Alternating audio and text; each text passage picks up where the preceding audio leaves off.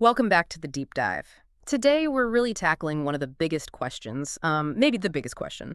What exactly is God doing? How does all this work? Right. It's fundamental. People have asked this forever. Exactly. And we're diving into a specific explanation drawn from verses 7 and 8 of the Gita's chapter 9 that gives a surprisingly detailed picture of God's work in the universe, right down to our own lives. It really does. And this isn't just, vague philosophy. It's presented almost like a technical framework.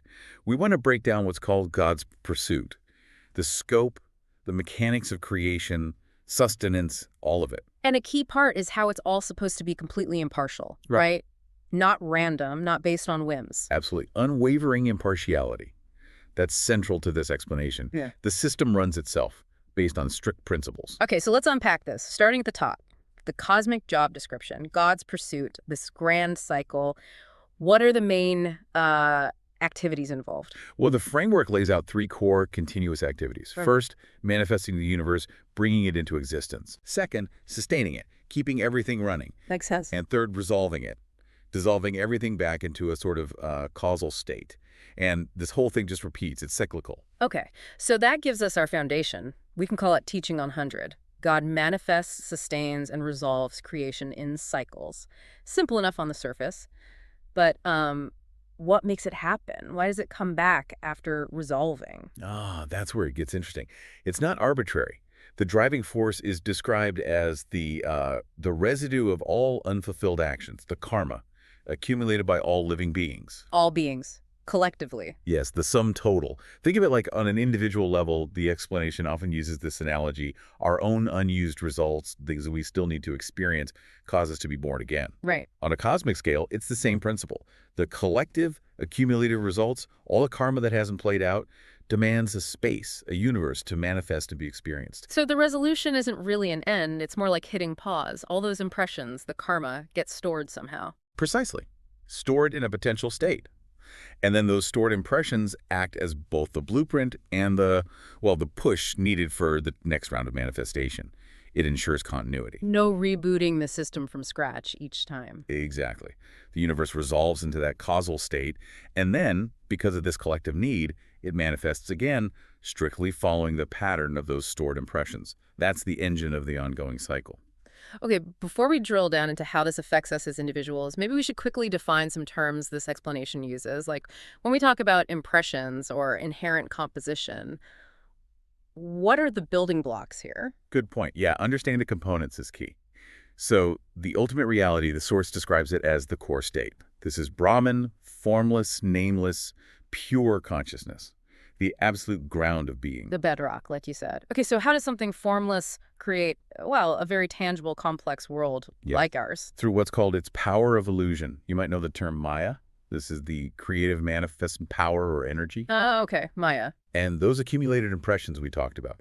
During the resolution phase, they all merge back into this power of illusion. And then spring out from it again during manifestation. Exactly. The whole creation kind of goes to sleep in this power of illusion, holding on to all the unresolved karma, and then wakes up again, picking up right where it left off. Like us sleeping and waking up, we don't start our lives over each morning. Precisely the analogy used. There's no fundamental discontinuity in the cosmic process, just like there isn't in our daily work life across sleep. Okay, that makes sense. Now, what about the actual stuff that gets manifested? This framework talks about three constituents in everything, especially in us humans. Yes, the composition of every being, their nature, their abilities, their whole life path, really is said to be determined by their specific mix of aura, energy, and matter. AEM, for short. AEM. Okay, break those down quickly. For matter is the most obvious, the physical body, the tangible part. Energy it governs action, capacity, drive, movement. Yeah. And aura is the subtlest. It relates to our inner nature, our tendencies, disposition, level of awareness, that kind of thing. So our physical form, what we can do, and our basic personality or inclinations all stem from the particular ratio of AEM we have. According to this explanation, yes. And that specific ratio is itself the direct result of our accumulated past actions, our karma. Wow. Okay, now we can connect this big cosmic law back down to Earth. How does this impartiality, this mechanical nature, show up in the world around us, in nature, in our lives? Well, God's role in this view is like a monitor. an impartial enforcer of this law of results. God monitors everything we do, thoughts, words, actions, and ensures we get the appropriate result. The enjoyment or the suffering that's due. Exactly. Strictly according to the action with total impartiality, like a perfect accounting system. The text uses a great example for this impartiality, doesn't it? Something simple. It does, the mango seed. It's a Hmm. perfect way to illustrate this idea of sustained inherent order. Explain that. God ensures, the explanation goes, that a mango seed, which contains the inherent AEM composition for mangoness, grows into a mango tree. Right. It cannot grow into an orange tree or a banana tree. The inherent composition dictates the outcome, and God's role is to uphold that natural law. It applies across the board. And applying that same universal principle to humans leads us to Teaching 101. God ensures every human lives in an environment dictated by their past actions. Exactly. Just like the mango seed's composition dictates the mango tree, our individual AEM composition, shaped by our past karma, dictates the kind of environment and experiences we encounter. So all the variations we see in the world, wealth, poverty, health, struggle, different talents, different Are limitations. explained solely by the variations in that AEM mixture each person carries from their past. It's presented as a system of perfect, impersonal order and justice. You get what you've earned, essentially. It ensures you face the consequences, good or bad, of your own actions. Okay. But this leads us to something really counterintuitive, a really critical point in this teaching. Yes. This next one challenges a lot of modern thinking. If the composition dictates everything, what about upbringing, nurture, the environment? This is Teaching 102. And it states, quite starkly, God ensures that each child grows into an adult without any influence from its parents or by its environment. Oh, hang on. No influence. That sounds impossible. I mean, we base entire fields, psychology, sociology, education, parenting itself, on the idea that environment shapes us. I know. It's a radical statement from our usual perspective. So all the effort put into good schools, safe homes, positive parenting, this teaching seems to say it doesn't fundamentally change who the person becomes. How is that possible? The analogy holds. The AEM composition is the seed. The environment, parents, school, culture, is like the soil, water, and sunlight for the mango seed. Okay. You can provide the best possible conditions, but those conditions can't change the fundamental nature of the seed. They can help the mango seed grow into the best mango tree it can be, but they can't make it a pomegranate tree. So the environment provides the context, the opportunity for the inherent nature, the AEM mix, to unfold, but it doesn't alter that fundamental nature itself. That's the idea presented here. The character, the core capacities, the destiny were already encoded in the AEM composition based on past karma. The environment just allows it to play out. So God's impartiality extends to ensuring that this internal blueprint overrides external factors to maintain the order. Precisely. If external factors could fundamentally rewrite the AEM, the whole system of karmic results would break down. The impartiality would be lost. Sustaining order means ensuring the composition dictates the outcome, from the individual to the cosmos.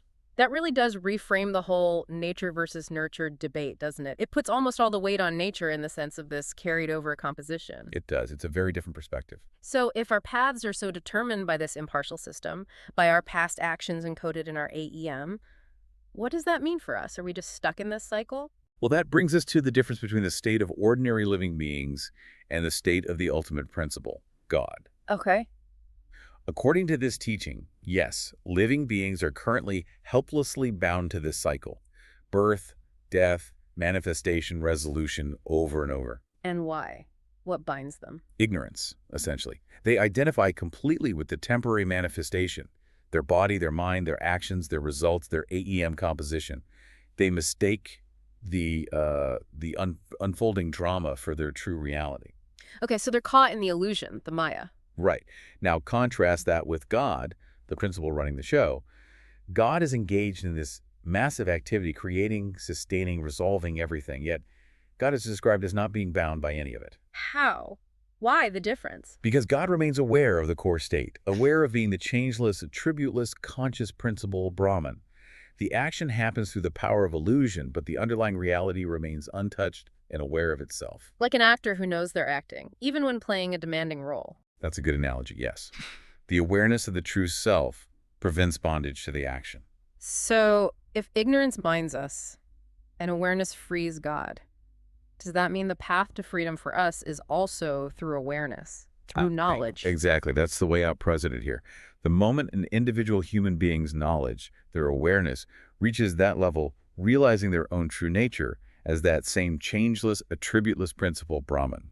They're no longer helplessly tied to the effects of their AEM and past actions. Correct. They become liberated from the cycle, Hmm. understanding the nature of God's pursuit, understanding the mechanism, and ultimately realizing your own identity beyond that mechanism. That's the path to freedom described. Okay, so let's recap quickly. We looked at God's main pursuits. The huge cosmic cycle of manifestation, sustenance, resolution, driven by collective karma, teaching 100. Right. And then the principle of absolute impartiality and sustaining order, where inherent composition, AEM, dictates outcomes, like the mango seed, teaching 101, even to the point where it overrides environmental influence on growth, teaching 102. Exactly. And tying it all together, this whole intricate, perfectly running system from the seed to the stars operates based on these laws. Hmm. But crucially, these laws only bind those who are unaware, who identify with the changing parts rather than the changeless source. Which leaves us with a final thought for you, the listener, to consider. If, according to this explanation, all our differences, our abilities, even our life circumstances are fundamentally determined by our past actions embedded in our inherent composition, And if external factors like upbringing or environment don't actually change that core nature as we grow. then where does true power for change lie? Does striving to improve our external world ultimately change our fundamental trajectory? Or does the real leverage come from striving for that inner knowledge, that awareness of the changeless reality behind it all? Something to think about.